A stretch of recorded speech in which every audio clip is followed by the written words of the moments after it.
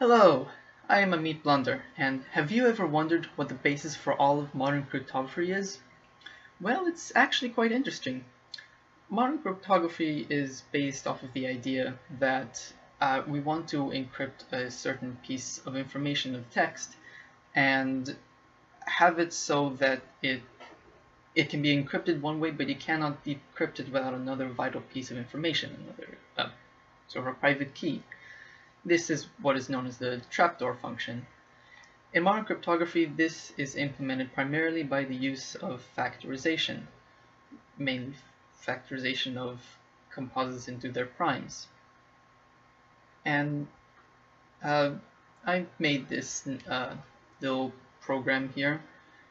I guess it's not that little, but it'll help us see through the process of encoding through this factorization process. This here is we take two primes, let's say P and Q. Here P is 19 and Q is 23, and we multiply them together to get a composite of two primes. This is 437, so 19 times 23 is 437. And if we use this as our key, and then we'll say I'll encode my name. And over on the right here we can see what it looks like in ASCII. And well, how about we just start encrypting and see what it does? Well, here we can see that it's slowly going through each of those. Obviously I slowed this down for readability, but it's taking each message and squaring it. Oh, let's do that again.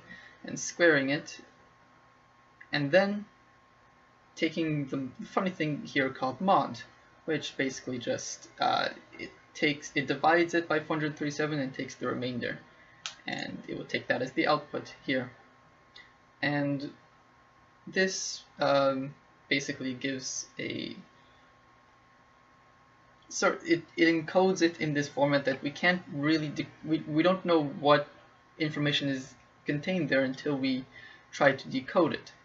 But if we try to decrypt this now and see, well, what does this say, then well, we'll just start here and we'll see that we have to try every single possible message from, say, 1 to whatever our encryption key is, 437. We have to try everything up to there to see if they fit this this formula, if they can be squared to be what this message is. And we're just trying every single one to see if it possibly, oh look, it found one.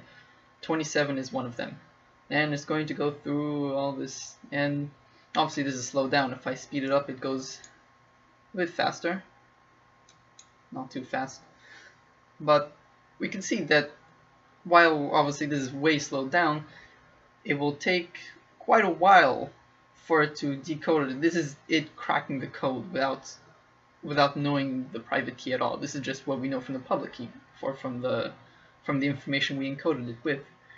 But we can see that if all we know is this n value, this 437, we don't know these, then we'd have to go through each and every one of possible factors of 437. This isn't the most efficient way, but this is just a way to show that this will take a long time. And for much bigger primes, like 3953, or probably primes composites that are thousands of digits long, as in actual RSA keys, this will take an extremely long time, years and years, before you can actually decrypt any piece of information. So it's completely non-viable to work this counter decryption. I'll just let it finish. There we go. And we can see here that it sort of got my name. Well, what's happening here? Well, it got my name, my first name at least, and then we have 4 outputs here, because when we decrypt it, we actually get 1 of 4. This is using Rabin RSA, sorry, which is sort of, it's not what's widely used, but it's a simpler way to encode. And we see that here's a meet, there's a space we can get from here, B, L, O, there's the O and D E R.